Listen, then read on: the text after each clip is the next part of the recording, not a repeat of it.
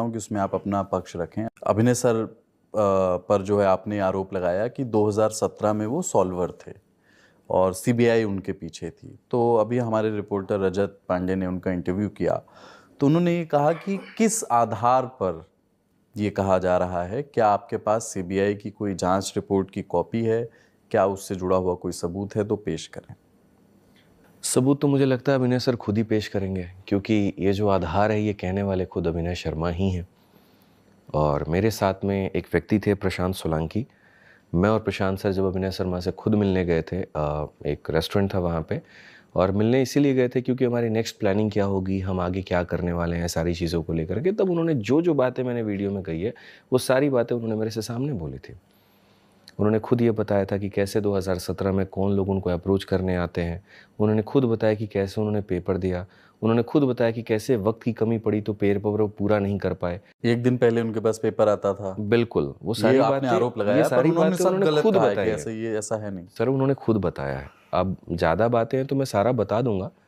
15 minute का जो उनका पूरा पूरा ये सेशन रहा, जो उन्होंने सारी बातें बताई, कौन वो लोग थे, किन को उन्होंने डिटेन कराया, कैसे वो सरकारी गवाह बने, ये सारी बातें मुझे किसी और ने नहीं बताई है। ये सारी बातें खुद अभिनय शर्मा सर ने ही बताई है।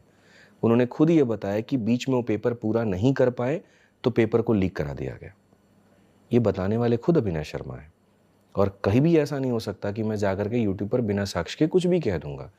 ये बात मेरी सामने है और जिसको इन्वेस्टिगेट करना है उनकी पूरी चार्जशीट निकाले, सारा पूरा देखे वहाँ पे क्या आरोप उन पे लगे थे, कैसे कैसे ट्रायल चला था, कैसे कैसे सारी चीज़ें हुई थी। आपके पास है कोई डॉक्यूमेंट ऐसा? सर डॉक्यूमेंट मैं करने वाला, नहीं, मैं पूछ रहा हूँ। सीबीआई होती है ना, सीबीआई अपना जांच करे, सीबीआई देखे वहाँ पे। पर उस दिन ऐसा क्या हुआ बातचीत में आपसे इतना खुल गए और इतनी निजी बातें बता दी? कई बार वो बोलते बोलते ज़्यादा बोल जाते हैं, ये थोड़ा सा है, उनको समझने की आवश्यकता। उन्होंने कहा 2012 में आप स्टूडेंट थे, अभिनय शर्मा की किताबों से ही पढ़ रहे थे।